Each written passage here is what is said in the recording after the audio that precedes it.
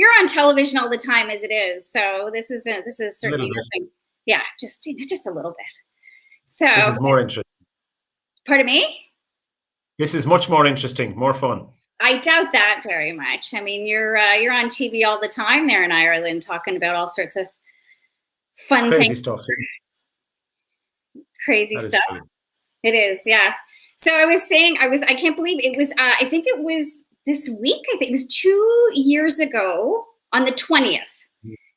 Okay. So it was very close that we met. I think in and around then. So you were saving wallets from being stolen and all sorts of things. I still talk about that. Me losing my cell phone in one pub and then my wallet in another, and then this superhero Irish politician saving the day with finding my wallet. So. Something like that. Yeah, it sounds good anyway. It may not have been quite as but we got there. We got there and got my wallet back. So there's my friend Amy popping, and she always is so good at sort of jumping and letting us know we're not alone here. So that's good. Anyway, so glad you're here. Now you're going to have to help me with the pronunciation as I try to explain who you are. That's because okay. I don't speak Gaelic. Okay. Side note, though, Tim, I have applied for my Irish citizenship, though, and I'm this close to getting it, I think. I just submitted the last bit of documentation, and so I might be one of your countrymen soon. Who knows? Fantastic. So that's based on one of your grandparents, I presume? Yes. Yeah. Yeah. Okay. Yeah. So one of my grandfather on the Hughes side was born in Northern Ireland, though. So but that still covers. And all you need is his birth cert. Yes. Well, no, actually, I needed a lot of documentation. You do, and then sorry, that's the first piece you need, and then you need to show your lineage back along. That that you can make the pattern, or you can complete the chain link, and it's relatively straightforward. It's a bit. So that's great. Process though, Timmy. I had to get his birth certificate, his death certificate, his marriage certificate, my long form birth certificate. Yes. My father's long form birth certificate and his death certificate. Right. It's just, and then I think the application was you've got to show. Yeah, you've got to show the lineage all the way through, and that does take time. But it's usually you're always going to be able to. Well, sorry, within reason. You can find your father's birth cert. It's the grandfathers and where they came from that gets difficult, particularly if they've left. But I've had some American, contacts before, and we had to go back through baptismal records. We had a fair idea of what village it was. So the Catholic Church keeps very good records of people who were baptized, and that generally gave you a pointer. And now sometimes the dates were incorrect because the baptismal cert might have the day they were baptized, but not the date the kid was born. Sometimes, you go back 180 or 100 years, a day or two, they didn't, when it came to paperwork, they weren't thinking forward. So sometimes the days get slightly mixed up. Sometimes then if they've traveled to another country, the name on the birth cert on the other side might not have been properly translated, may have had taken on a slightly different spelling.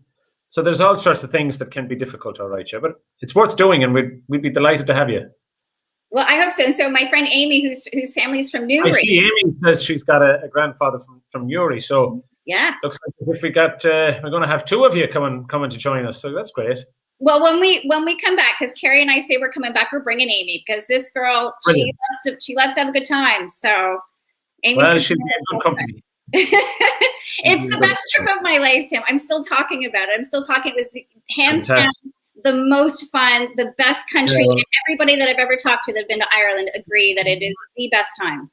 If memory serves me, you got to travel around a bit. You got to Galway, you got to West Clare, you got up north. You really took the bait and seemed to get around a lot. So I think you'd make a great advocate for promoting Ireland. Well, yeah, we went after we saw you, we went up to Belfast, and then we met some young men who took us up to the British. We went to the golf up in what was that? Rush, in Port Rush. Yeah, we went to Port Rush, and then back down through the Wild Atlantic Way, and through, like you said, through Galway and Clifton and Clare, and that I think I recall. I think it was you that stayed with in a B&B. That the guys knew me. That gentleman has died since. His son is still alive, but the father, if you want, the father of the house, he has passed in recent times. That's unfortunate. Yeah, it's we didn't meet the dad. We just met the son. Okay, Patrick. Yeah. Yes. Yeah. And so we got your flyer there. Vote for Timmy Dooley. Right. So I guess if I become an Irish citizen, I could vote for you if you ever. Yeah, we they're all needed. We need them all. We need them all. We need all the votes. So I guess nobody. Okay, so no, I haven't introduced you yet, but you're going to have to help me here. So, sure. So you are it's Fianna Fáil. Is that the way it's pronounced? Yeah, Fianna Fáil is, that's right. It's a political party. A politician, and you've served as a senator since June 2020. And that's correct. So that's our upper house. But I did serve in the lower house prior to that, from 2007 to 2020, and I had been in the Senate from 2002 to 2007. So I've been in the Senate, I've been in the main House of Parliament, and I'm back in the Senate again. So I've been in public life since 2002, elected public life since 2002. So what made you decide to go down that route? What made you decide to get into politics? Well, I got a real interest in current affairs and politics generally when I was in college. I had joined the political party and was really interested in that side of things. And I suppose I never really thought about standing for elected politics. I thought working within the party, advancing ideas, developing policies, working on various different think tanks, working on campaigns, assisting with campaigns, devising campaigns, involved in the day-to-day work of the party as a volunteer. And then, an opportunity arose in my constituency where somebody wasn't running, and a suggestion was made that maybe I'd contest. And I kind of thought, okay, well, I'm certainly up for it. And if a group of people think that I'm worthy of their support, well, then let's go for it. So we put a campaign together, and I got elected. I suppose, track back a little bit. Why would you get involved in politics, either in party politics or in elected politics? I mean, if you're opinionated about the way your country or your community is organised or run, and you're bitching at everybody else who's doing it or attempting to do it, and I often found myself, shouting at the television or being critical of certain political decisions that were taken, and feeling that I had a view, at least, maybe thought I could do it better. I thought, well, why not put put that into action? And that's really, I suppose, it was my interest in governance, government, community, and feeling that you can contribute something to the society around you, and maybe being a little bit brave and perhaps a little bit foolish, which I think helps in politics, because if you were to think it through, you probably would never do it, because there's so many pitfalls: potential to lose your seat, potential not to get elected, potential to suffer defeat, and that's always daunting for some people. So you've got to be prepared to just throw everything at it and be prepared to accept whatever the outcome might be. So from that point of view, it's been a lot of fun, and I enjoy what I do most of the time. Yeah. But you'd have to have a pretty thick skin, though. I mean, if you're willing to put it out there and take a stance on something, there's always going to be people that are going to oppose what you have to say, and especially in the day of social media where everybody's got a voice. I mean, you'd have to have a pretty thick skin, wouldn't you?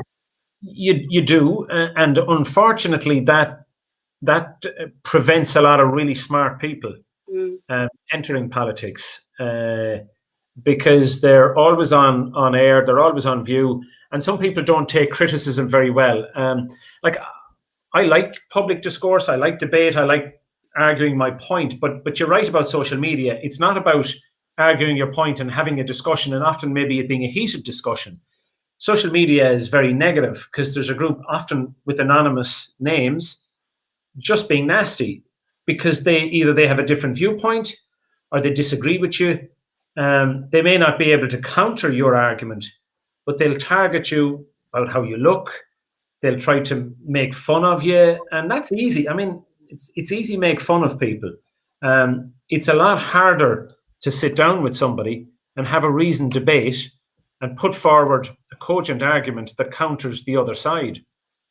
And there is a herd of people out there. They're certainly not in the majority, but they're a sizable minority that don't maybe understand politics, don't want to understand politics, and just want to be critical of everything, and everybody is wrong, and bring on the revolution, and there's a better way, and you got to accept that. But by and large, in modern democracies, there's a significant majority, not always on the same side politically, but a significant majority of the electorate who believe in the principles of a modern democracy, believe in the rule of law, believe in directly elected politicians. They may dislike them, but they know they have the capacity to change them at an election.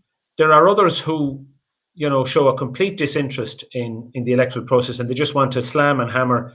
And they're really people, I think, who have a tendency towards autocracy, perhaps, whereas they'd like to overthrow a democratically elected government and have some kind of a ruler of which they could rally around. And, you saw a little bit of that with Trump. You see a little bit of it in Eastern Europe, where some of the democratic norms are being chipped away at, particularly in Hungary and Poland, where, Viktor Orban in Poland is attempting to limit the freedom of the press, restricting to some extent the way judges are appointed, limiting the rights of the LGBTIQ plus community.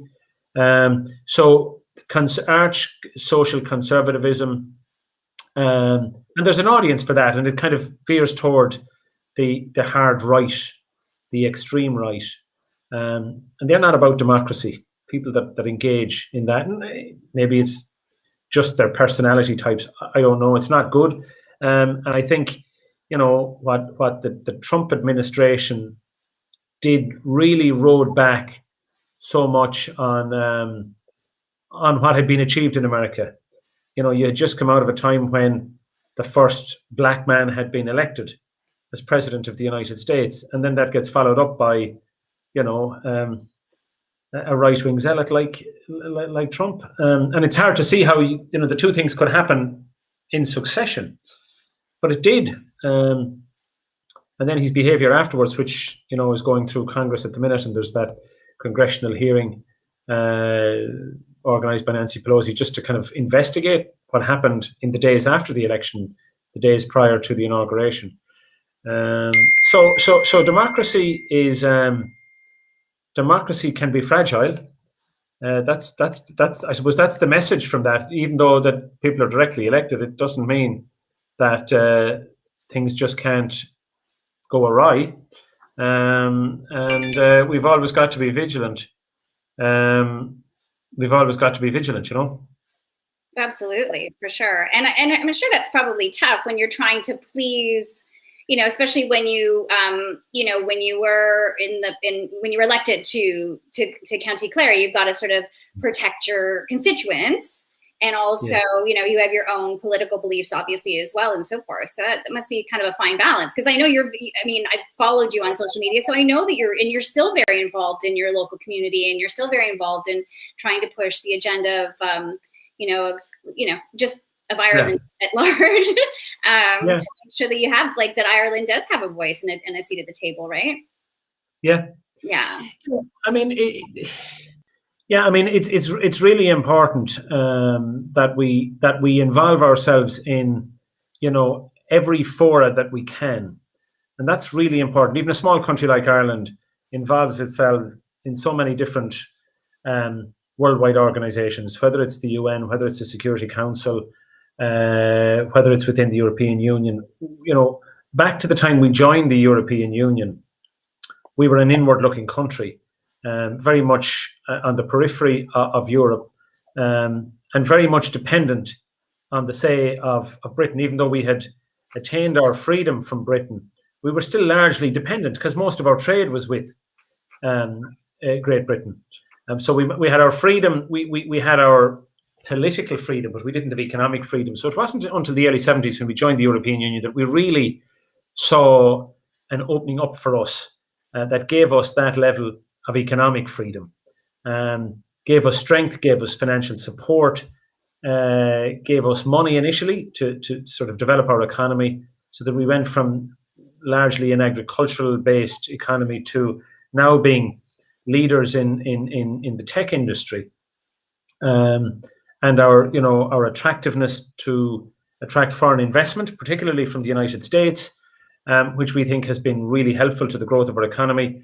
Our English-speaking country, with our education system and our taxation system, was really helpful in attracting much of that investment, because Ireland has become a base for which other companies are able to access the European market. So we have a lot in common. And I mean, because a lot of our Irish heritage stands us well with American companies, because so many of our Irish diaspora emigrated to both, the United States and Canada. Many of those went on to be industry leaders, to be politicians. There's scarcely an American president in recent history who hasn't claimed some lineage to the Irish, and I suspect, including Obama, by the way, who is a seventh cousin of a guy who I know really well over in the Midlands. So that link is there. There's a very special relationship, even though I think it was Joe Kennedy that coined the phrase that the special relationship between Great Britain and the United States. There's an even more special relationship. And you see that on St. Patrick's Day, when I think since about the 50s, every Irish Prime Minister has been afforded the opportunity to visit the White House on St. Patrick's Day, gets effectively a number of hours in the presence of the most powerful president on the globe. And that's something that's very strong. So Irish people have reached and attained very significant status in the US. So that has been very helpful for attracting foreign investment. But it hasn't been the sole reason. It's probably, all things being equal, if a large company is looking at Ireland or Spain, it may be a toss of a coin. If the chief executive or the chairman or the deputy chairman is of Irish extraction, that's the final reason why they might head there. And I think companies that have come here have done really well. But the sort of the reverse of that, there's probably I'll get this wrong, but it's somewhere between 120 and 170,000 Irish, 170,000 Americans are employed by Irish companies in the United States. So, we have a lot of investment in the United States from Irish companies as well. I think we're probably maybe the 10th or the 12th country outside of the Americas in terms of jobs that are connected to Irish companies working in the United States. So, we like to see it as a two-way street. It's not just all about American investment in Ireland. There's Irish investment in the States. Now, I know if you look at it in real terms, it's probably on a par, but the size of the States versus Ireland, it's a small percentage. Yeah, I don't think I realized how small the population of Ireland was until I went there, and I was like, oh wow, everybody knew everybody. I suppose so, because I don't think of Canada being particular. Like in landmass, we're pretty big, but in population, we're not big. But compared to Ireland, we're giants. You probably have got more deer over there than you have people. So. Maybe so. I think we have more people in the city of Toronto itself than the whole country of Ireland, which is... you probably do, yeah. What have you got, about 4.5 million there or something? Something like that, yeah. So we're at about 4.5, and then 1.5 in the north. So we're getting, if you take the 32 counties, we're heading for 6 million. But Toronto was smaller when I was there 30 odd years ago.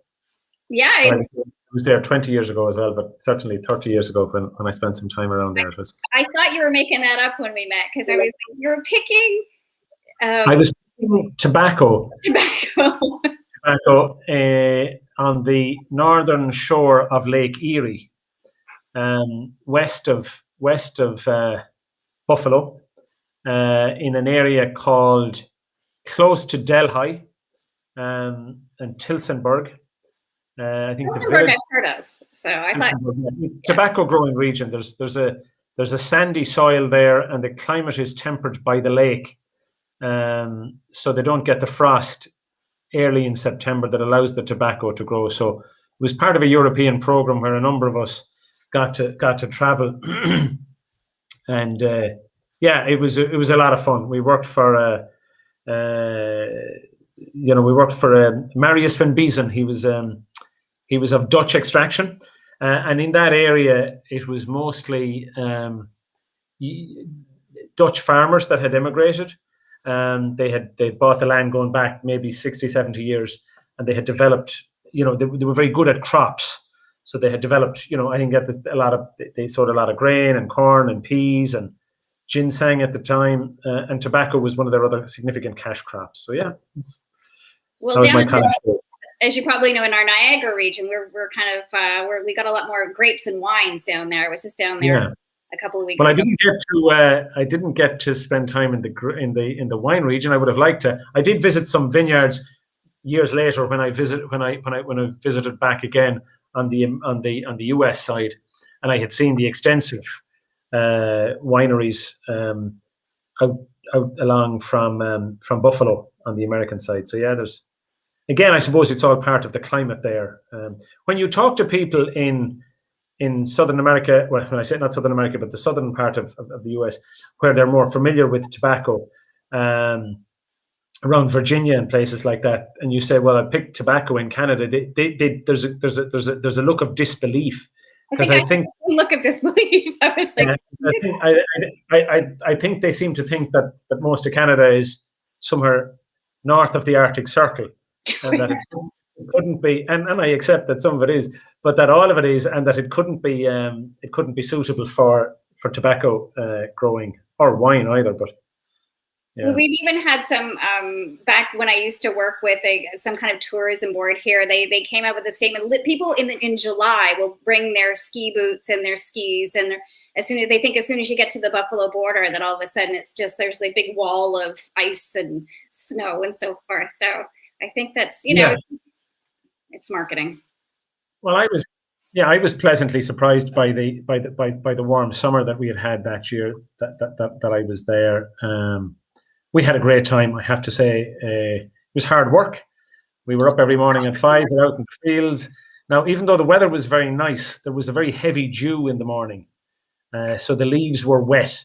And when you're picking tobacco, I don't know if there's anybody online that knows anything about picking tobacco, but you're on a little stroller that goes through the tall stalks of leaves. And the leaves are bashing you in the face as you're picking the ones from the bottom. So you're being pulled through on a little carty through these tall stalks, and all the upper leaves are getting you in the face. So you're cold and wet and miserable. And so that's why you brought the Irish. She used to be cold and wet and miserable.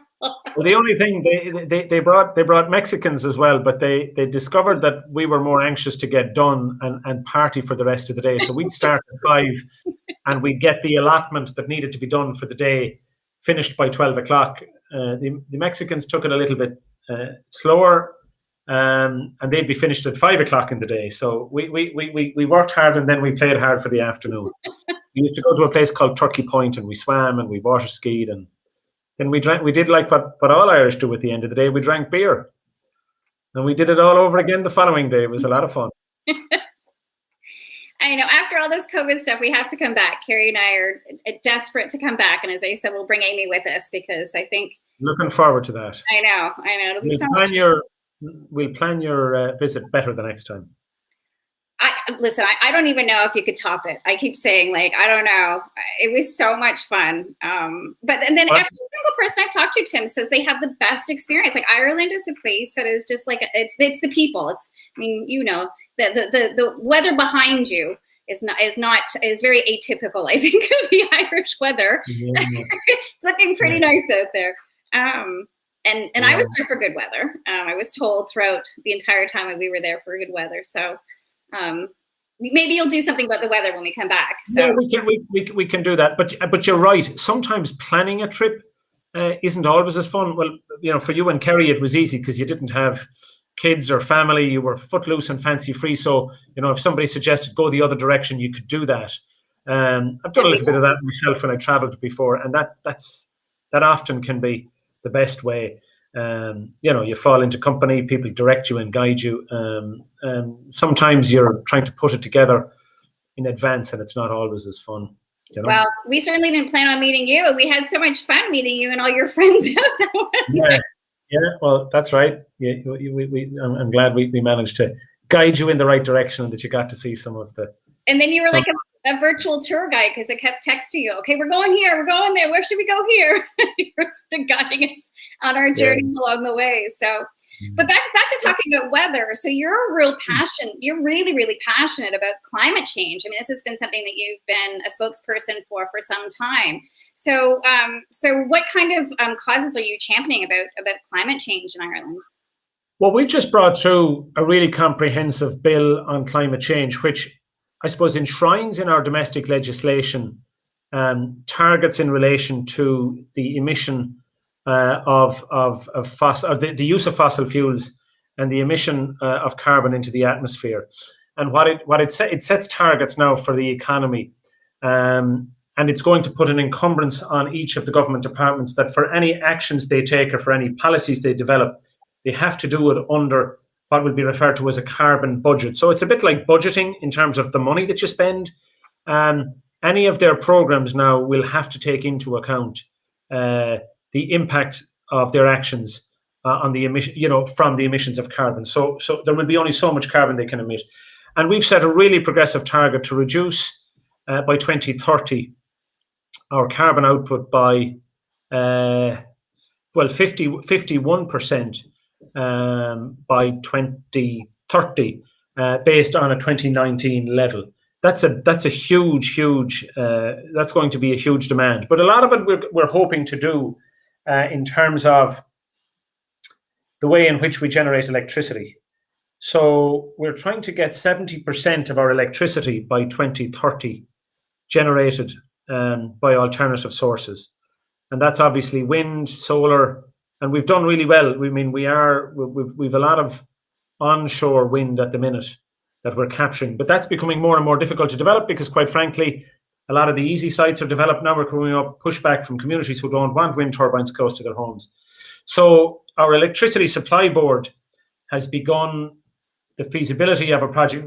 They're investing in it. It's not just the feasibility, but begun the planning phase of developing a very significant offshore wind facility off the Atlantic coast of Ireland. Now, unlike other countries in Europe that are capturing wind offshore, it's much more difficult for us because there's a very deep water off the western seaboard out into the Atlantic. So you cannot anchor the wind turbines on the floor. They're going to have to float a bit like oil rigs. Now there will be chains and wire ropes that go down to provide an anchor, but in essence they will be floating. And that's nascent technology. There are some prototypes up off Norway at the minute. Interestingly enough, being developed by Statoil, which is one of the biggest oil companies in Europe. Interesting that they see the future and are moving towards. Actually, Statoil is a company owned by Norway, by the country. It's a state-owned company, and they're developing the next wave of technologies from the monies they've made from oil exploration. So our electricity supply board has partnered with the parent company, and they're developing a huge wind farm off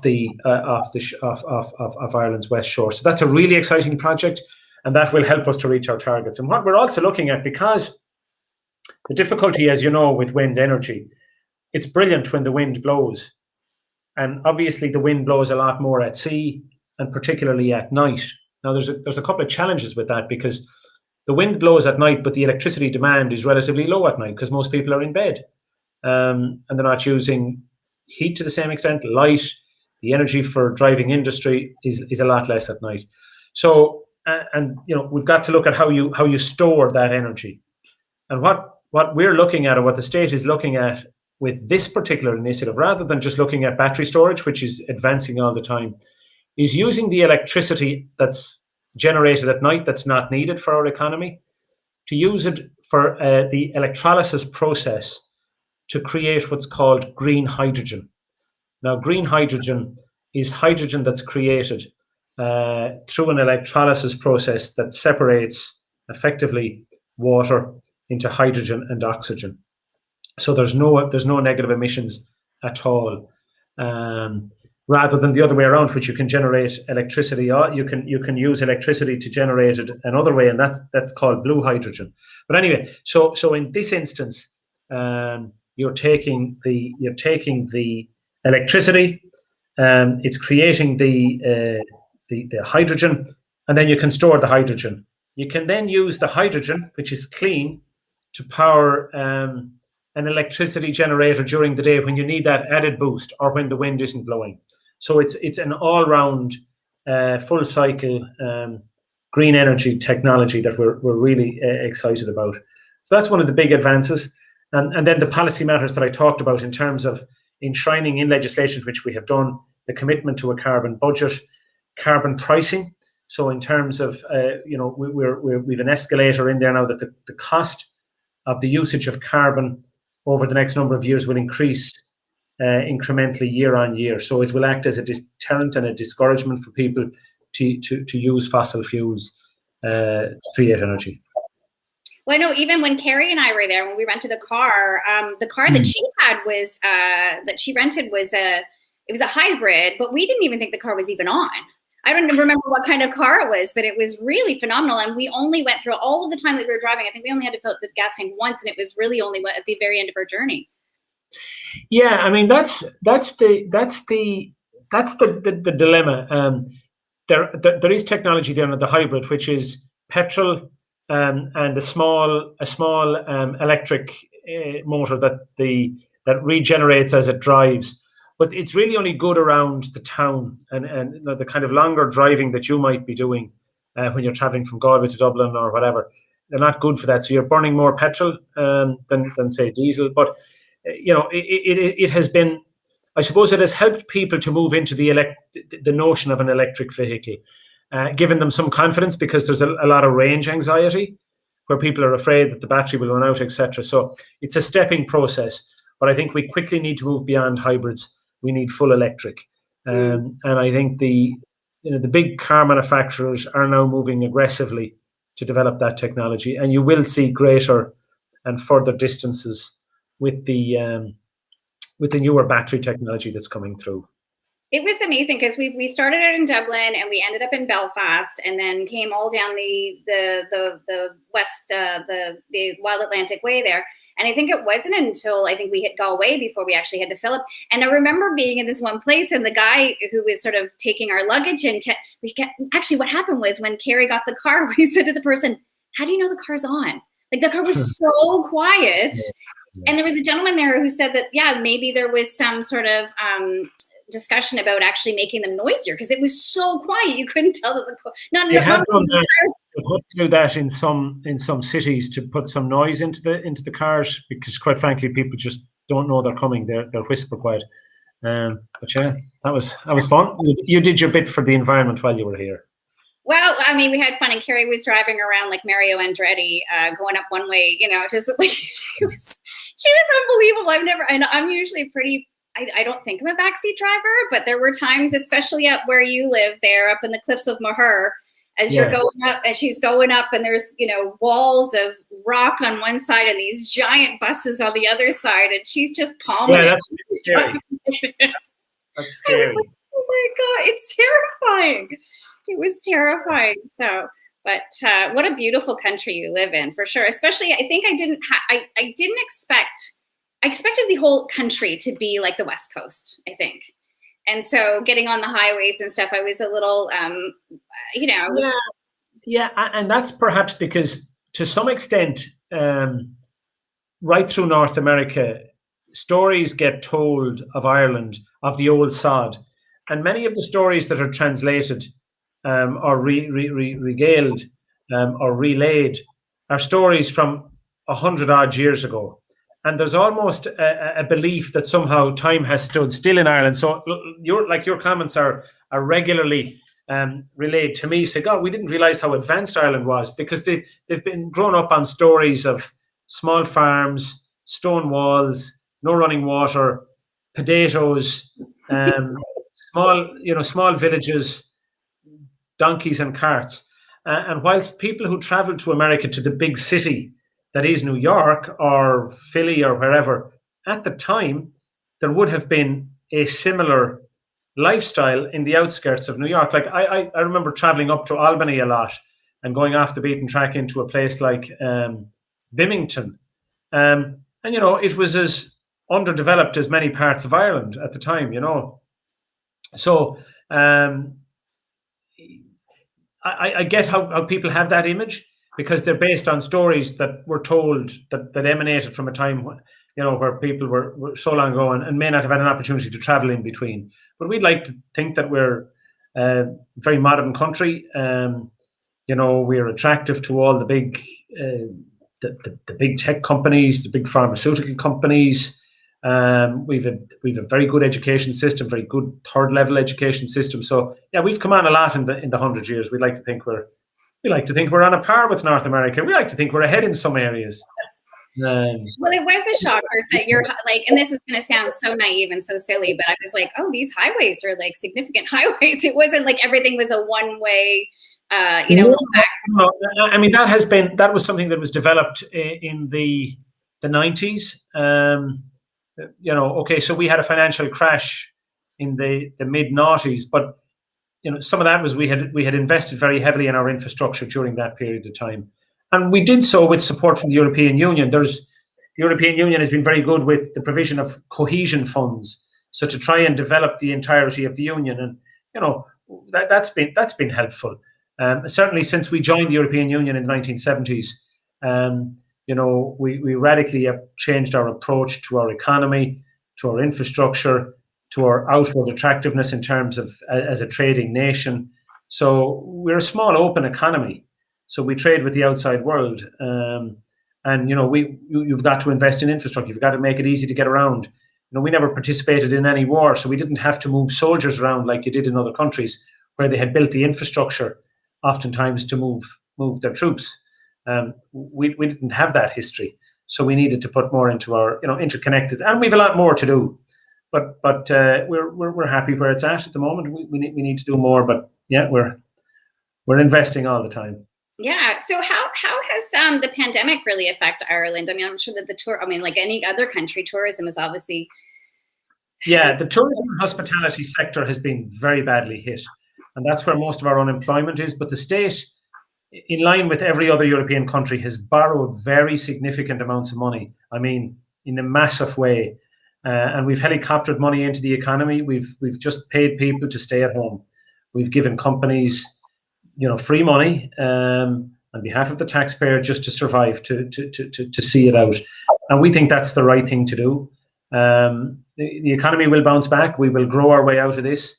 The cost of borrowing at the moment is very low because of the policies of the European Central Bank. And we have borrowed the money with very long maturities.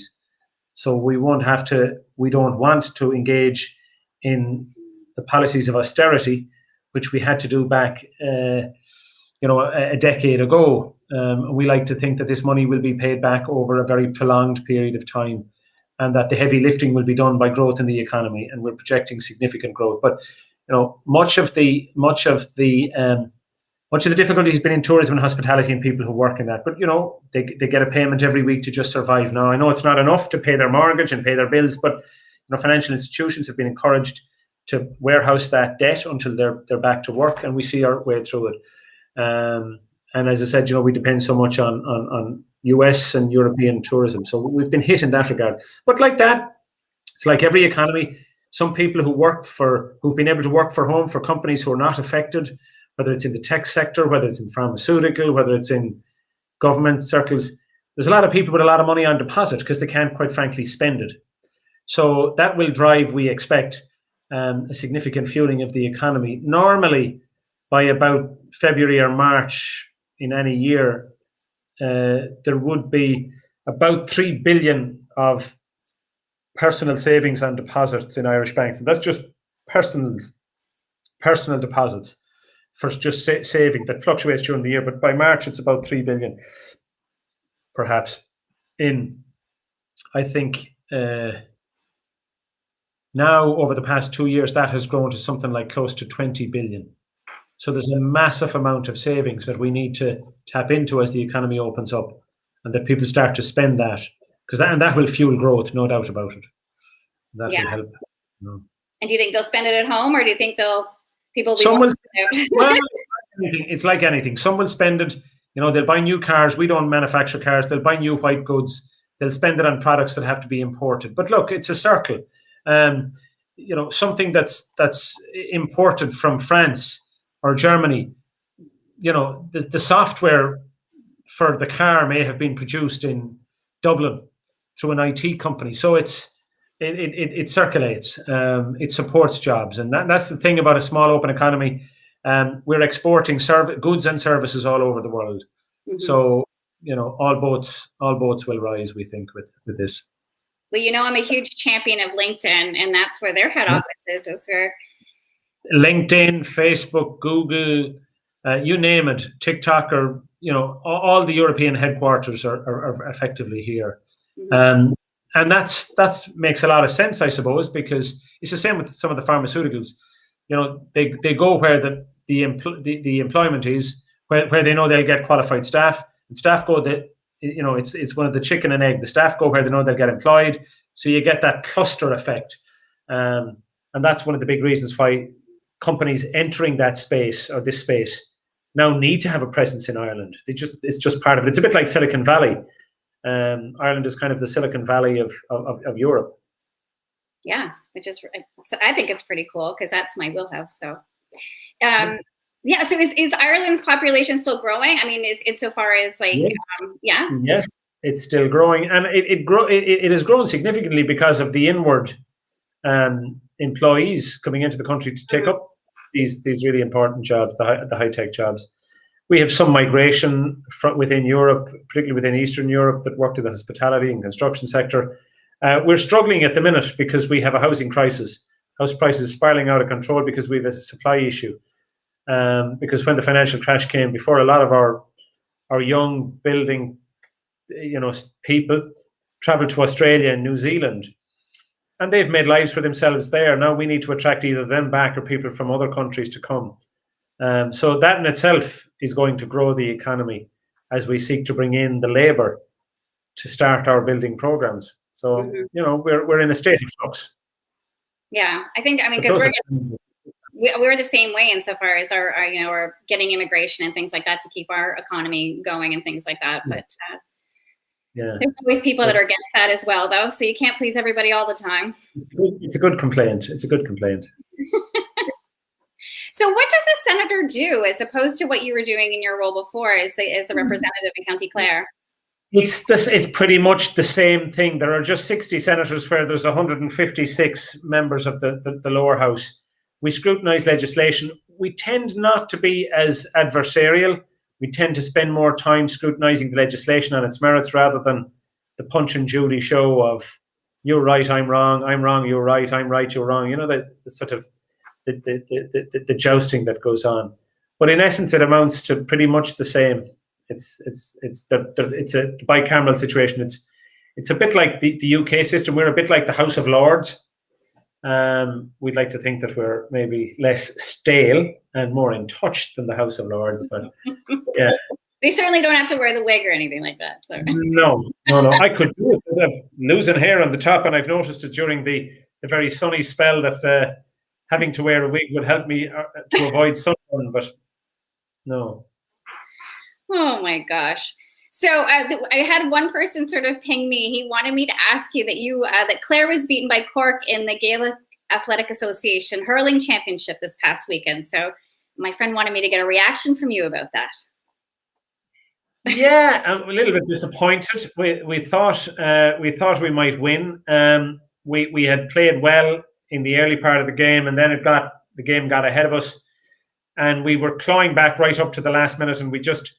It would have been a steal if we had gotten it, but our star player had a goal opportunity saved, and that would have put us a point ahead, which we'd have won, right, because it was right on the end line. But so yeah, we're disappointed. But we're out of the championship this year.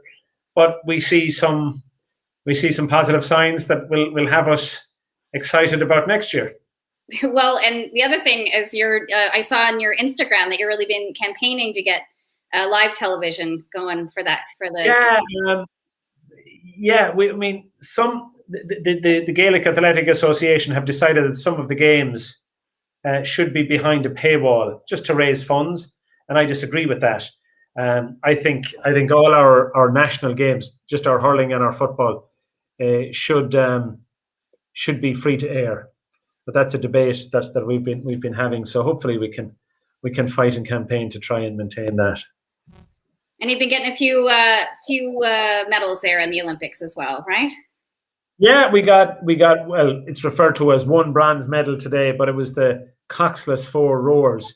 So there's 4 girls that have won a medal each, but it was for the one event.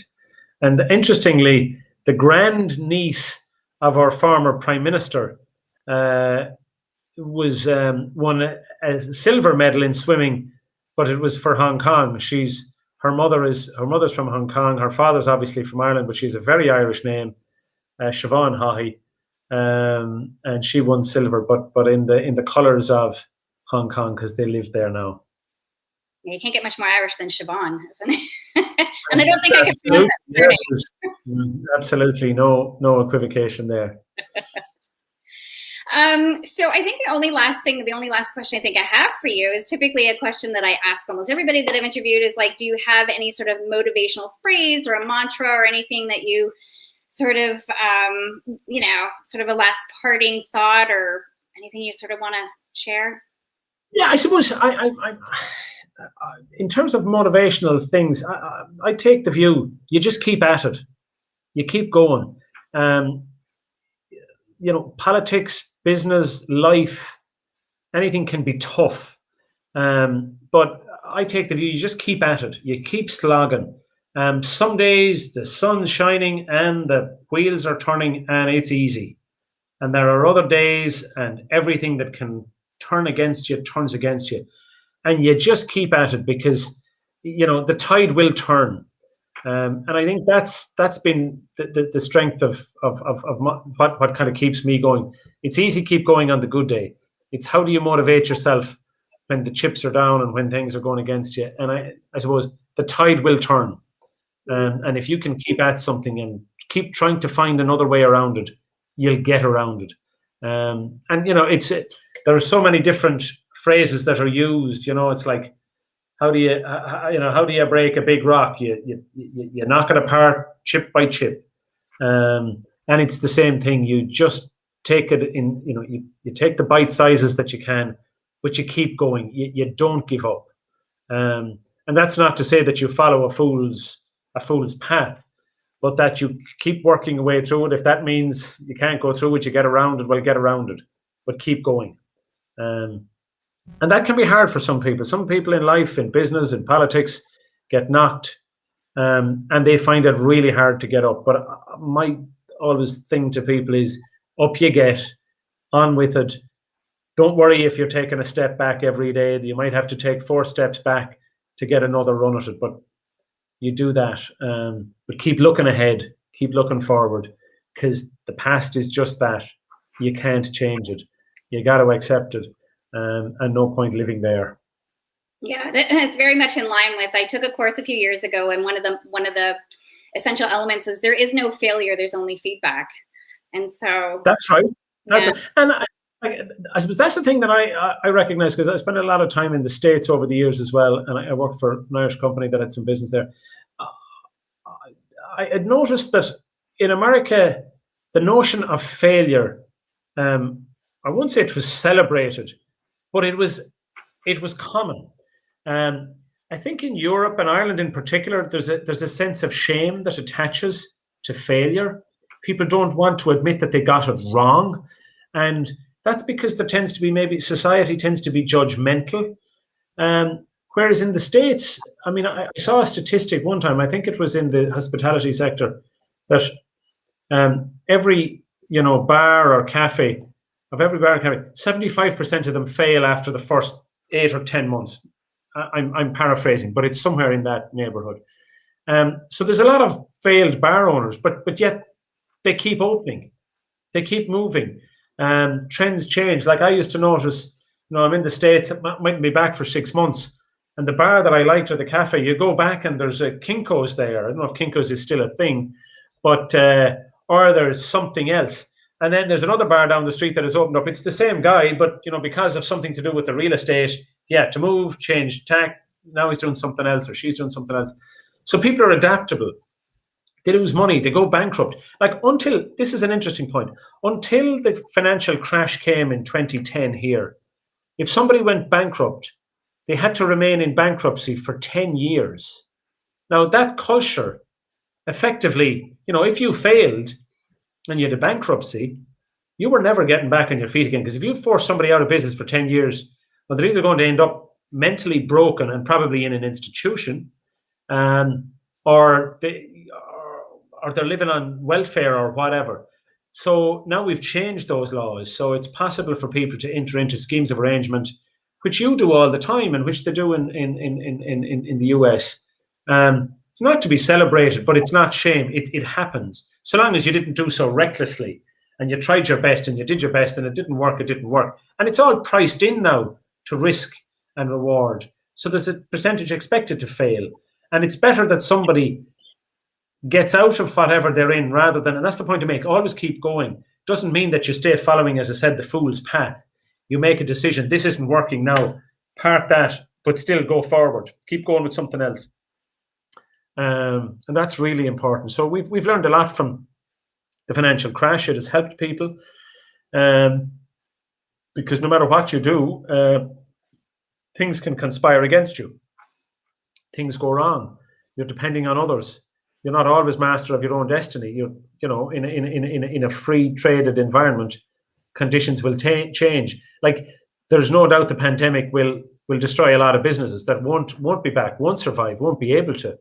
But if you support the entrepreneurial spirit and you nurture that, you support it, and you provide for it, it will come again. An old boss of mine, the first boss I ever had, he was unique to some extent in Ireland because he believed in the American way and managed to kind of come through it. He failed in about 4 businesses and he was on his uppers. He turned his home into a B&B to try and survive and pay his mortgage and raise his kids. And while he was doing that, he took in construction workers who were building one of those motorways close by his home. They were building a big bridge. But during that idea, he had another idea, got some friends together, got some more financial support into it. It went on to become a huge company. It was sold about 2 years ago for 120 million euros. So he had that, and maybe that's where I picked up that attitude. It was you do whatever you do to get by, but you keep going.